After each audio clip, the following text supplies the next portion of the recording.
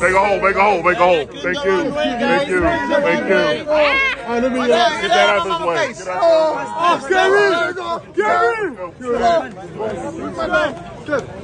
way. In sports, even stars like Steph Curry can't escape rumors. Despite his incredible career, he's often the subject of speculation about his personal life, health, and future. Recently, news of his divorce made headlines, sparking widespread discussion.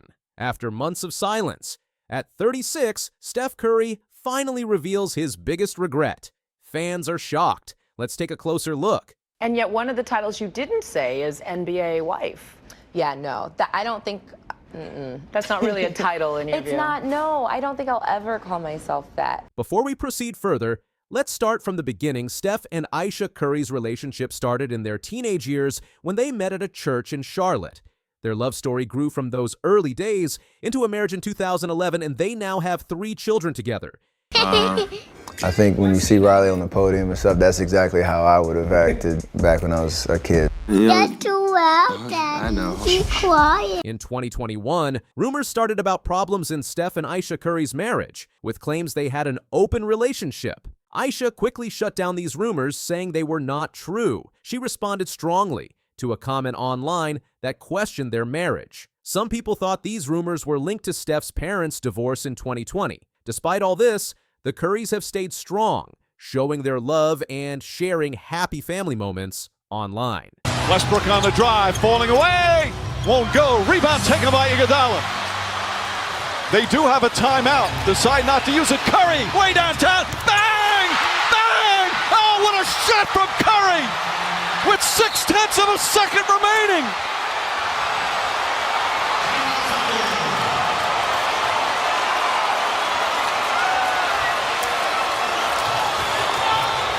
The brilliant shooting of Stephen Curry continues. And he ties the NBA record with his 12th three-pointer of the game. But wait, there is more. In August 2024, Curry signed a $62.6 million extension with the Warriors. The team made big changes, losing Klay Thompson and waiving Chris Paul. Despite adding new players, they finished the 2023-24 season with a 46-36 record and missed the playoffs. These moves marked the end of their championship era, increasing pressure to stay competitive around Curry. So Steph Curry is rolling early, 3 of 5. Now, the Warriors can play a lot better, and yet they're in a one-point game on the road. For a team that's won 3 in a row and just beat Phoenix, and now Steph Curry hits a 3. And Steph flips it up and in, and he draws the foul. Oop, Curry had nowhere to go. Ran out of real estate, then relocated. Sidestep 3. Come on! Oh, he's got the bill. The 2023-24 season showcased Curry's continued excellence despite team struggles. He maintained impressive averages of 26.4 points while shooting 40.8% from three-point range. His all-around game showed in his 5.1 assists and 4.5 rebounds across 74 starts. Curry's clutch performance earned him the Clutch Player of the Year award.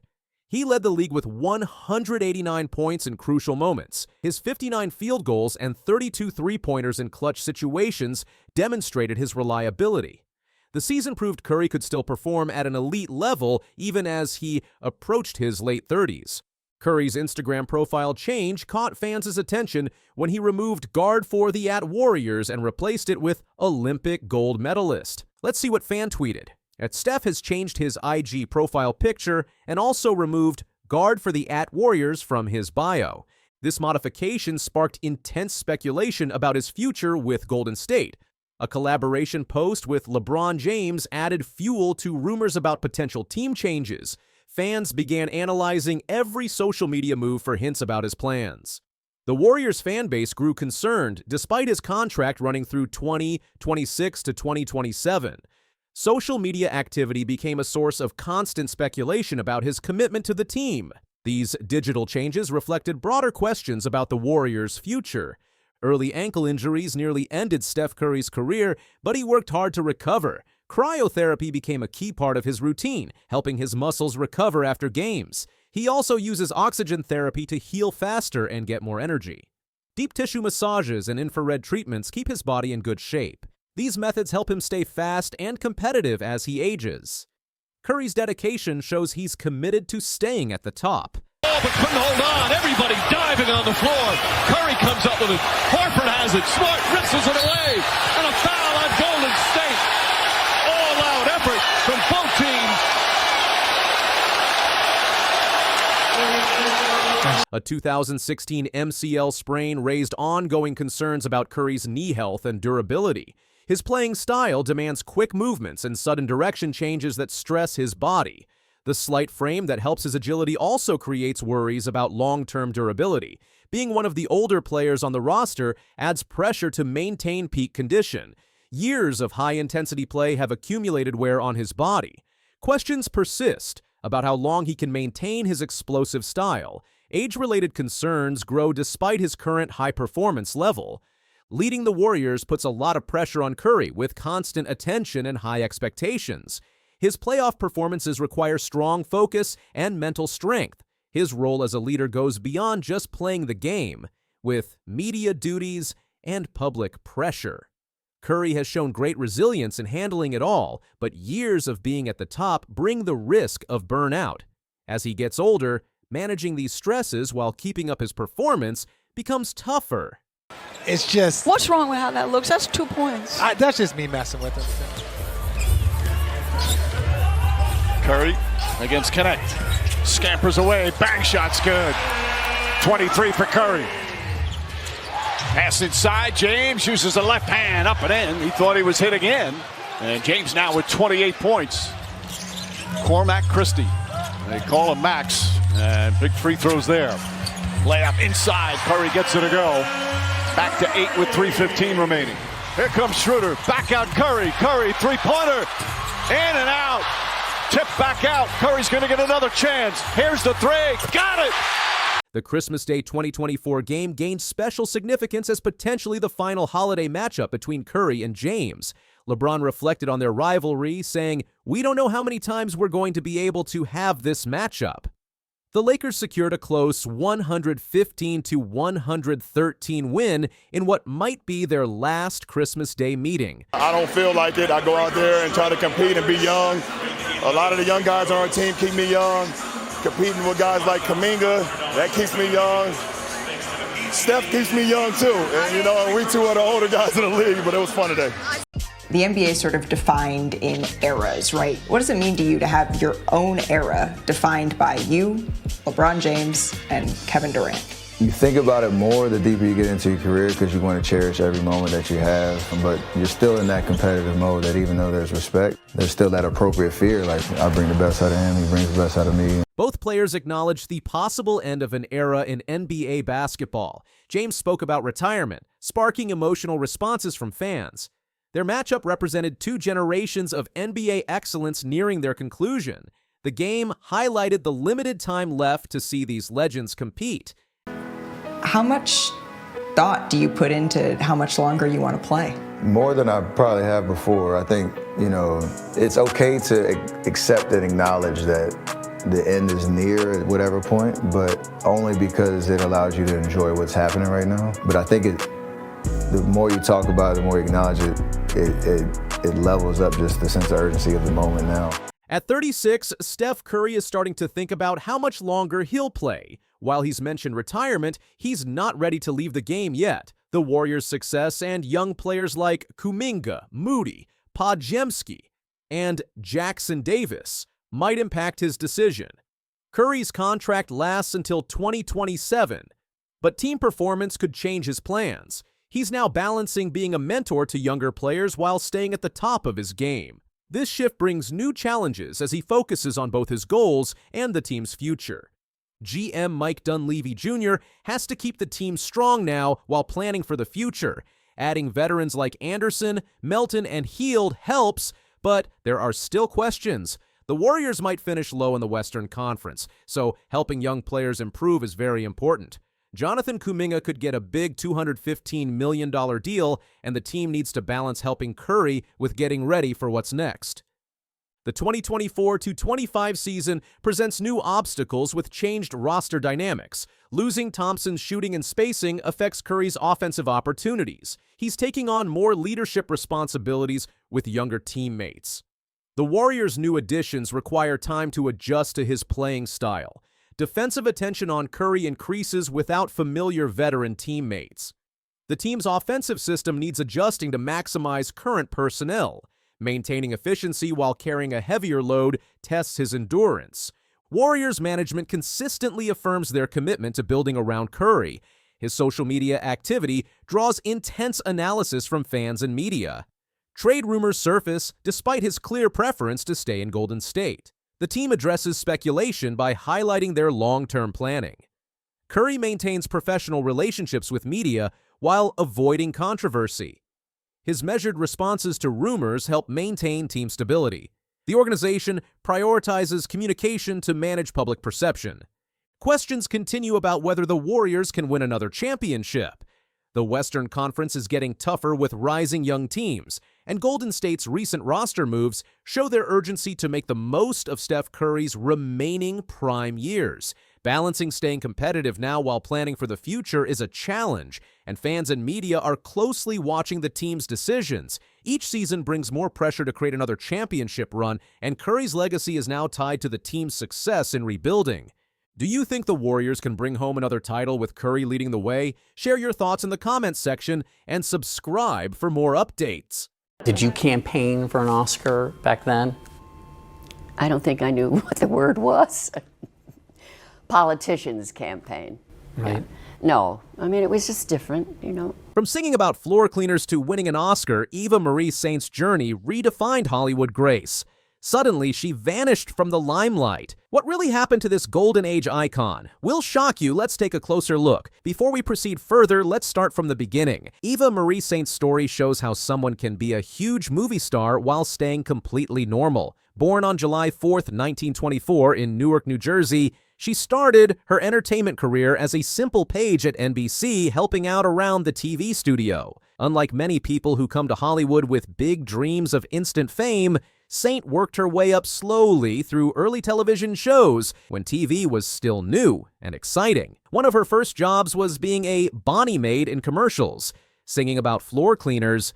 Not exactly glamorous, but it taught her valuable lessons about performing. I think we're all, to some extent or another, a fan of Eva Marie Saint, but you're a fan of Atlanta, Georgia. Oh, we have played, let's see, twice at the Peachtree Playhouse, run by Chris Mannis, Right. terrific fellow. We opened in Summer and Smoke. My husband, Jeffrey Hayden, directed me, and that was the opening night, and it was so exciting, and I remember we opened just as they finished putting down the red carpet. Just, I mean, during rehearsal, we heard hammers hammering, and then we did The Fatal Weakness. I have warm feelings about Atlanta, although we were there in the ice storm. We'll never forget that either. It was incredible. It's a beautiful. She appeared in a Special Life magazine feature about television in 1947, showing her life as a struggling actress trying to make ends meet in New York City. This early experience helped her develop the natural, honest style that would later make her famous. Her dedication to learning every aspect of performing, from live TV to radio shows, gave her a strong performance that many other actors missed. Through these early years, she built a reputation for being professional and reliable, qualities that would help her throughout her career. You know, I've seen you a lot of times before. Remember parochial school on Pulaski Street? 7 or 8 years ago, you had your hair... Braids, that's right. Looked like a hunk of rope. You had wires on your teeth and glasses of it. You was really a mess. I can get home all right now, thanks. Hey, there's no get sore. I'm just kidding you a little bit. I just mean to tell you that you grew up very nice. The year 1954 changed everything when she starred in On the Waterfront with Marlon Brando. Director Elia Kazan put her in a room with Brando and told her not to let him in under any circumstances, creating the perfect tension for their scenes together. What makes this even more remarkable is that she was pregnant while filming, a fact that didn't stop her from giving an incredible performance. And so with a lot of gratitude, Mr. Miller, may I have the envelope? In New York, the winner is Eva Marie Saint.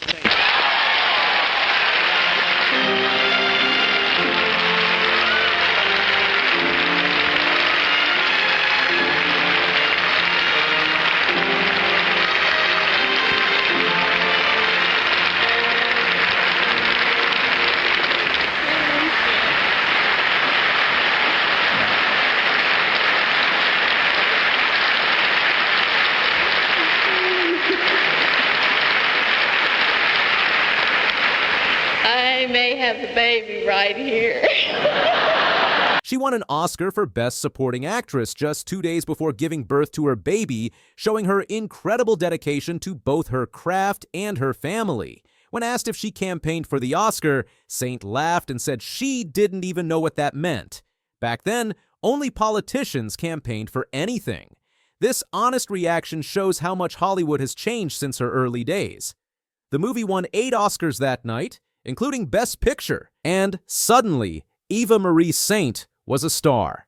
People were amazed by her ability to hold her own against Brando, one of the most powerful actors in Hollywood at the time. Oh, you're that type. What type? Honest. Not really. Good, because all these women frighten me. Why? I don't know, somehow they seem to put me at a disadvantage. Because you're not honest with them? Exactly.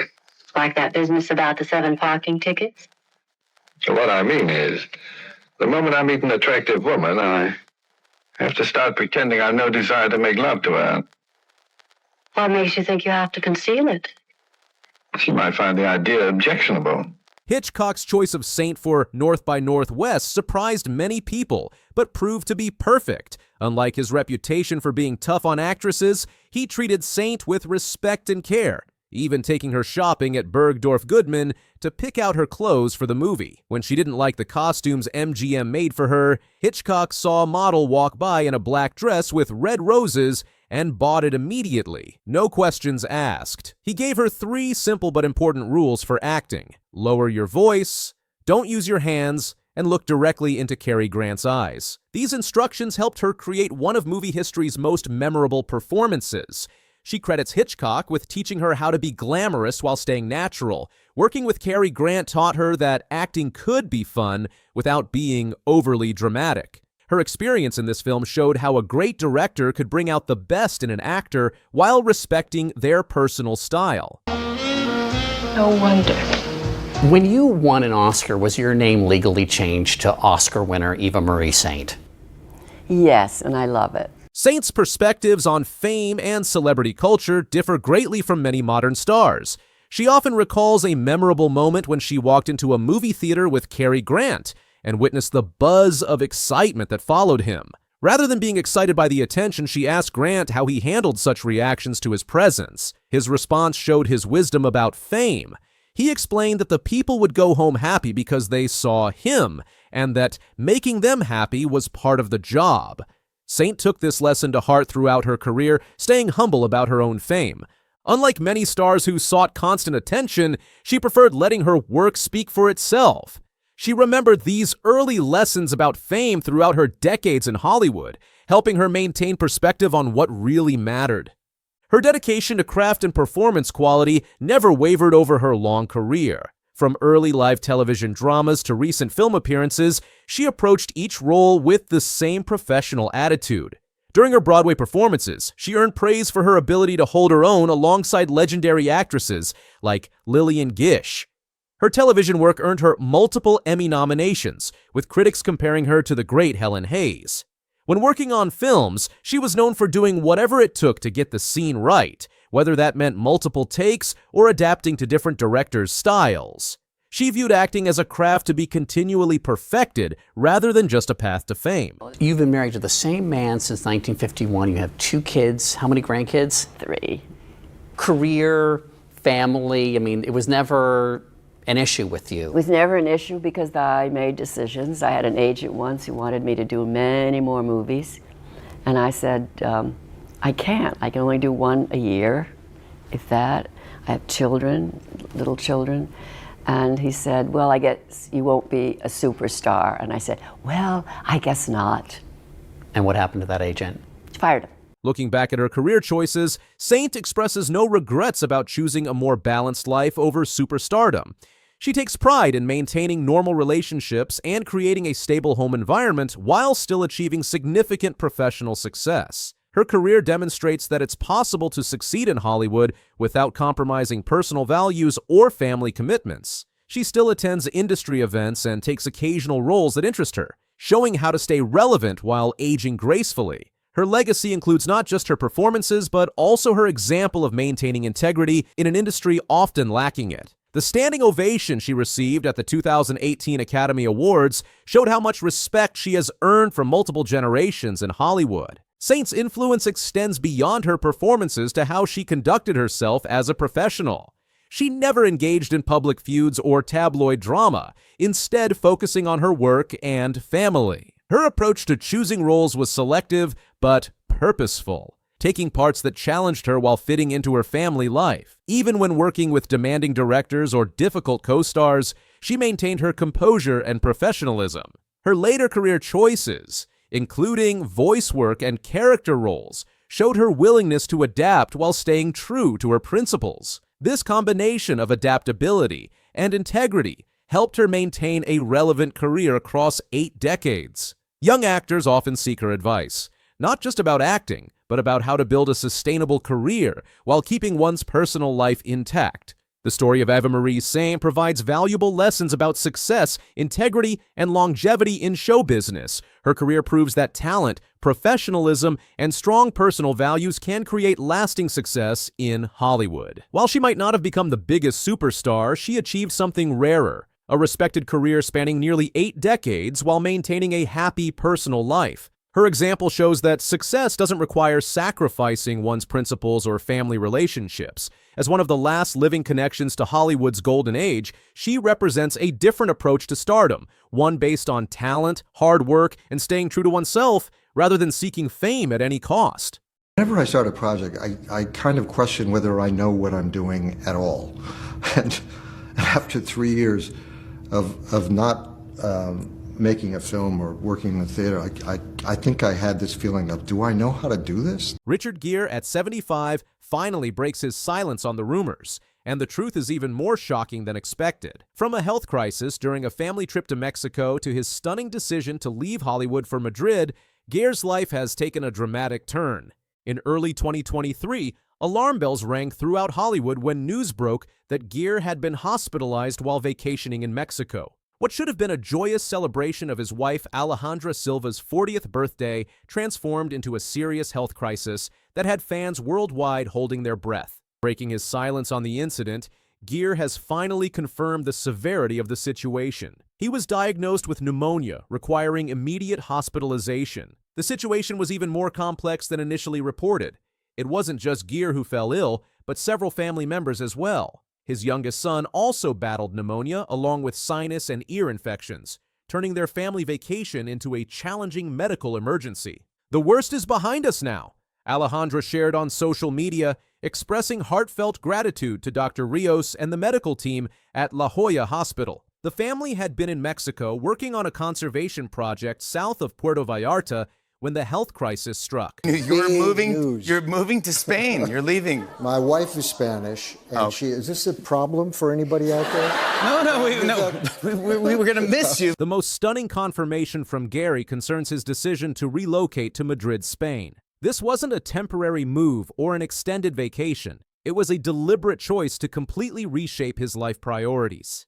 For an actor who spent decades in the glittering spotlight of Hollywood, this transition represents a profound shift in values and lifestyle choices. How great is this chapter in your life? The top of the top. It is? Yeah. Well, I love my wife. She's incredible. Yeah. A great mother. Yeah. The kids are healthy and happy, and of course, there's nothing more than that. Gere's wife, Alejandra Silva, is Spanish, and their connection to her homeland runs deep. The actor has fully embraced Spanish culture, finding in it a refreshing alternative to the relentless pace and constant scrutiny of Hollywood life. The couple's 2 sons are growing up immersed in both American and Spanish cultures, a gift that Gere considers invaluable in today's interconnected world. Over his illustrious 5-decade career, Richard Gere established himself as one of Hollywood's most bankable leading men. From his breakout role in American Gigolo, 1980, to iconic performances in An Officer and a Gentleman, 1982, and Pretty Woman, 1990, Gere consistently delivered box office hits that cemented his status as a legendary actor. His versatility shone through in films like Chicago, 2002, where he surprised audiences with his singing and dancing abilities, earning him a Golden Globe Award. Known for his sophisticated taste, Gere has amassed an impressive car collection over the years, including rare vintage automobiles and luxury vehicles. With an estimated net worth of $120 million, his success extends beyond the screen to real estate investments, including properties in New York and Los Angeles. While some of his most memorable films like Primal Fear, 1996, Runaway Bride, 1999, and Arbitrage, 2012, showcased his dramatic range, Gere's selective approach to roles and commitment to quality storytelling has helped maintain his reputation as one of Hollywood's most respected actors. Contrary to rampant speculation about retirement, Gere hasn't completely stepped away from acting.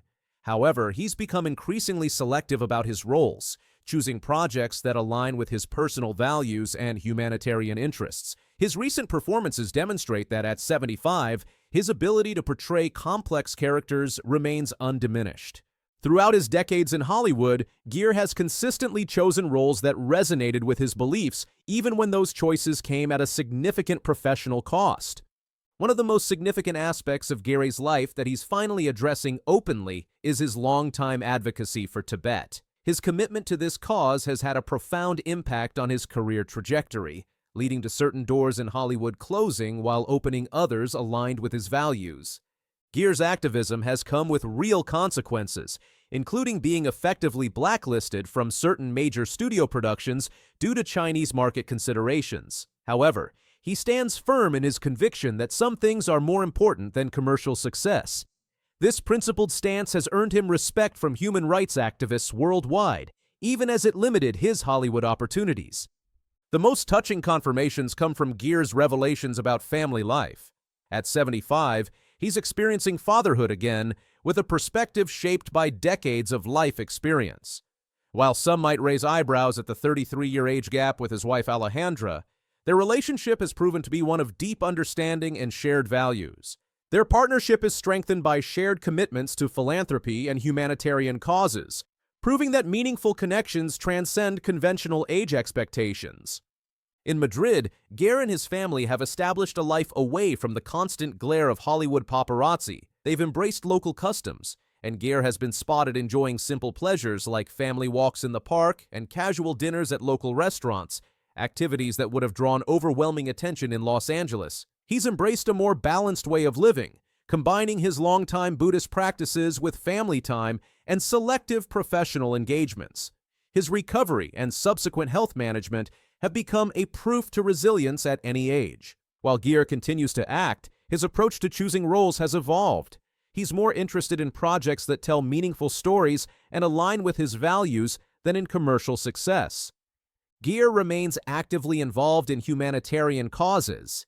His advocacy for Tibet continues, as does his support for various human rights initiatives. The actor has found ways to leverage his influence for positive change, even from his new home base in Madrid. What stands out in Gere's recent revelations is how they piece together to form a coherent picture of a life well lived. From his early days as a Hollywood heartthrob to his current role as a family man and activist, Gere's journey reflects a constant evolution toward greater purpose and meaning. His story continues to inspire, not just through his artistic achievements, but through his demonstration that one can remain true to their principles while adapting to life's changes. As he embraces this new chapter in Spain with his family, Gere shows that authenticity and growth know no age limit. At 75, Richard Gere is far from writing the final chapter of his story.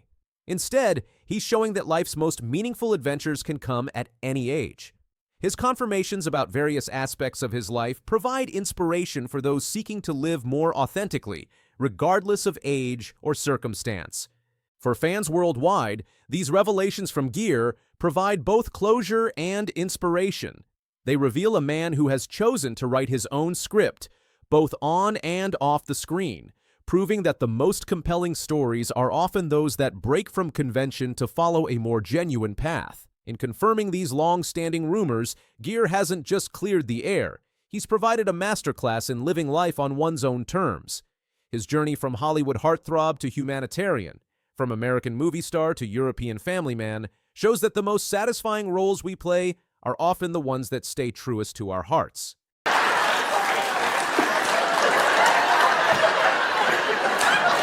That's what you go for. That's what happens. That's what we do. That's the two-factor fly experience. Yeah.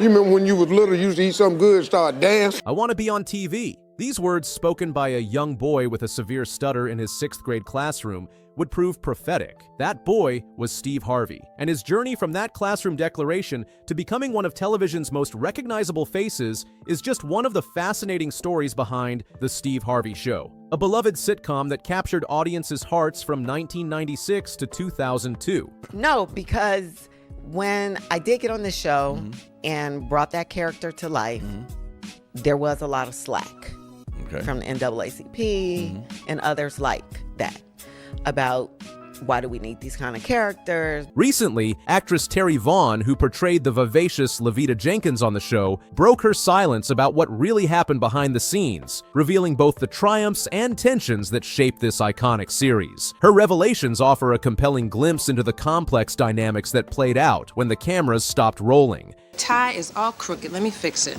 There. See? Now that's all you needed was a woman's touch. Well, if you'll excuse me. It's nice meeting you, Elise. Oh, you too, Katrina. The show's creation story begins with an unlikely partnership. Winifred Hervey, an accomplished producer known for her work on The Fresh Prince of Bel-Air, initially had reservations about working with Steve Harvey. Having limited experience with stand-up comedians and aware of Harvey's recently canceled show, Me and the Boys, Hervey was hesitant to take on the project. However, when respected director Stan Lathan, father of actress Sanaa Lathan, became involved, Hervey's perspective shifted. The development process wasn't without its challenges. The creative team initially considered casting Harvey as an English teacher, an idea that was quickly dismissed with the memorable quip, "I don't think you want Steve Harvey to be your English teacher." Instead, after meeting with Harvey and experiencing his unique personality firsthand, they crafted a character that would play to his strengths. Steve Hightower, a former R&B singer turned high school music teacher. The character's backstory was carefully constructed. Hightower was portrayed as a washed-up performer who had once been part of a group called the High Tops, similar to the Temptations. This creative decision allowed the show to incorporate music naturally while giving Harvey's character a compelling reason for his career transition. The dynamic was further enriched by making the school principal, Regina Greer, played by Wendy Raquel Robinson, someone Hightower had teased in their youth. Now, you want to be sure that the battery pack is fully charged.